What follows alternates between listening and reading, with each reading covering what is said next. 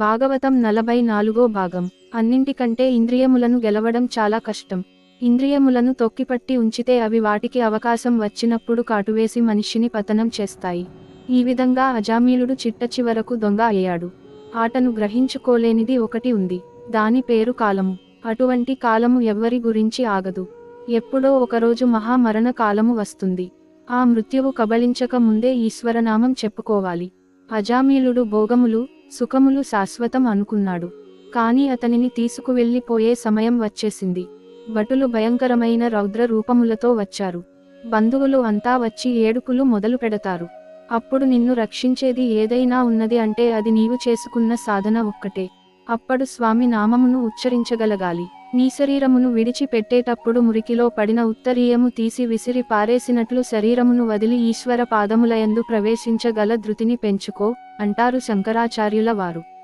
అందుకు సాధన అవసరం. యమదూతలు వచ్చి అజామీలుడి ఎదురుగా నిలబడ్డారు. వాళ్లను చూసేసరికి ఈయనకు విపరీతమైన భయం వేసింది. అంత భయంలో ఏం చేయాలో అర్థం కాక అప్రయత్నంగా నారాయణ అని తన కొడుకును తలచుకుంటూ గొణిగాడు. అనగానే లేచిపోతున్న ఊపిరి నిలబడింది.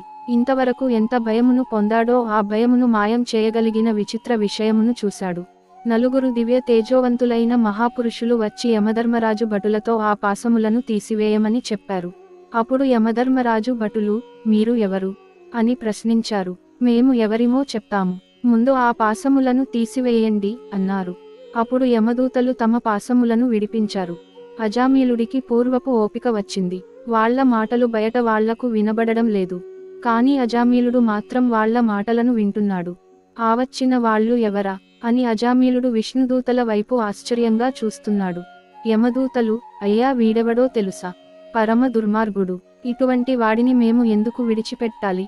మీరు వేడిని ఎందుకు వదలమంటున్నారు? మీరు ఎందుకు వచ్చారు? అసలు మీరు ఎవరు అని అడిగాడు.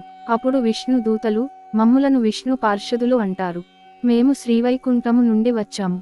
అజామీలుడిని విడిపించమని స్వామివారు ఆజ్ఞాపించారు. అందుకని వచ్చాము అన్నారు. అప్పుడు యమభటులు, ఇది ధర్మమా? ఇంతటి మహాపాపిని ఎలా విడిచిపెడతాము అని అడిగారు. అప్పుడు విష్ణుదూతలు, ఇది ధర్మమో అధర్మమో ధర్మమే తన పేరుగా గలిగిన యమధర్మరాజు గారిని అడగండి. మీరు ఇతడు ఈ జన్మలో చేసిన పాపముల గురించి మాట్లాడుతున్నారు. మేము ఇతని కోటి జన్మల పాపముల గురించి మాట్లాడుతున్నాము. అంత్యమునందు శరీరమునందు ప్రాణోత్క్రమణం జరుగుతున్న సమయంలో ఇతడు ఈశ్వరుని నామమును పలికాడు. అది అమృత భాండము. శ్రీహరి నామమును పలికిన కారణం చేత కోటి జన్మల పాపరాశి ధ్వంసము అయిపోయింది. కాబట్టి ఈతనిని మీరు తీసుకుని వెళ్ళడానికి అర్హత లేదు అన్నారు. అప్పుడు యమదూతలు, అయితే వీడు చేసిన పాపములు అన్నీ ఏమయ్యాయి అని అడిగారు. అప్పుడు విష్ణుదూతలు, నీవు మాతో రావచ్చు అని అజామీలుడిని వైకుంఠమునకు తీసుకు వెళ్ళిపోయారు. ఆయన శ్రీమన్నారాయణునిలో ఐక్యం అయిపోయాడు. భాగవతుల తోడి అనుబంధమే మనలను రక్షిస్తుంది. వెనుదిరిగి వెళ్ళిపోయిన యమదూతలు యమధర్మరాజుగారి వద్దకు వెళ్ళి, మాకో అనుమానం. ఇన్నాళ్ల నుండి నీవు తీసుకురమ్మన్న వాళ్లను మేము వెళ్ళి తీసుకువచ్చేవాళ్లం. కాని ఈవేళ మేము వెళ్లేసరికి అక్కడికి నలుగురు వచ్చి అజామీలుడిని వదిలిపెట్టమన్నారు. తెలుసో తెలియకో భగవంతుని నామం చెప్పడం వలన అతని పాపములు పోయాయి అంటున్నారు. పాపములు అలా నశించిపోతాయా? మా సందేహములను నివృత్తి చేయవలసింది అని కోరారు. అప్పుడు యమధర్మరాజు తన భటులను అందరినీ పిలిపించి ఒక సమావేశమును ఏర్పాటు చేసి, జీవులు తమ జీవితములయందు అనేక పాప కర్మలను చేసి ఉంటారు. చేసిన పాపం నశించడం మాట ఎలా ఉన్నా చేసిన పాపము చాలా తక్కువ స్థాయికి వెళ్ళిపోవాలంటే ఒక కర్మ ఉన్నది. దానికి ప్రాయశ్చిత్త కర్మ అంటారు. ప్రాయశ్చిత్తము చేత వారు చేసిన పాపముల వ్యగ్రతను తగ్గించుకునే అవకాశం ఉంటుంది. కర్మను భక్తివైపుకి తిప్పుకోవాలి.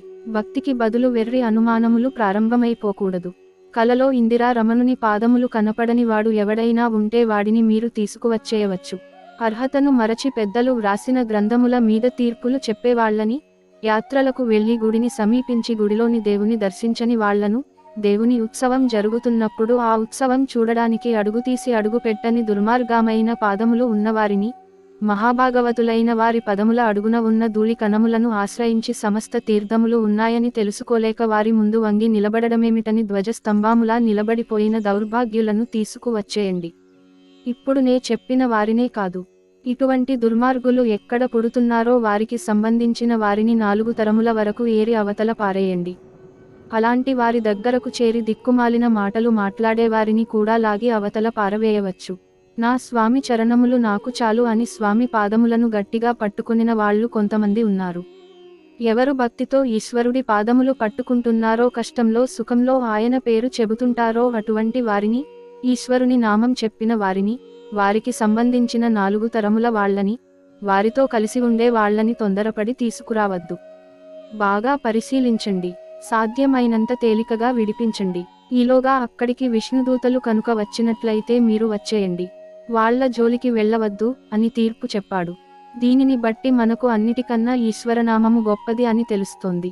అందుకని మీరు నామమును పట్టుకోవడం ముందు నేర్చుకోవాలి. అటువంటి విశిష్టమైన విషయమును చెప్పినది ఈ ఆఖ్యానము. నిరంతరము నా నాలుక మీద ఈశ్వరనామము నర్తన చేయగలిగిన అదృష్టమును ఈశ్వరా నిర్హేతుకముగా కటాక్షించు అన్నారు రామదాసు గారు.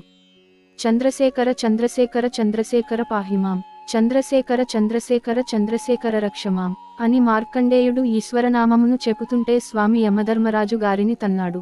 వక్షస్థాడనమంతకస్య కఠినాపస్మార సమ్మర్దనం, భూభృత్ పర్యటనం నమత్సుర శిరః కోటీర సంఘర్షణం, కర్మేదం మృదులస్య తావక పదద్వంద్వస్య గౌరీ పతే, మచ్చేతో మణి పాదుకా విహరణం శంభో సదాంగీ కురు అంటూ శంకర భగవత్పాదులు శివానందలహరిలో పొంగిపోతారు.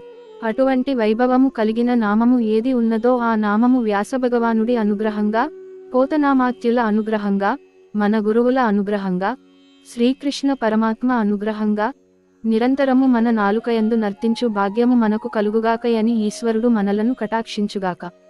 ఈ అజామిలోపాఖ్యానం ఎవరు చదివారో వారు విశ్వాసముతో నామము చెప్పి ఈశ్వరుడికి నమస్కరిస్తే వాళ్ళకి ఈ జన్మలో యమదూతలతో సంవాదము లేదు అని వ్యాసమహర్షి అభయం ఇచ్చారు. అది దాని ఫలశ్రుతి.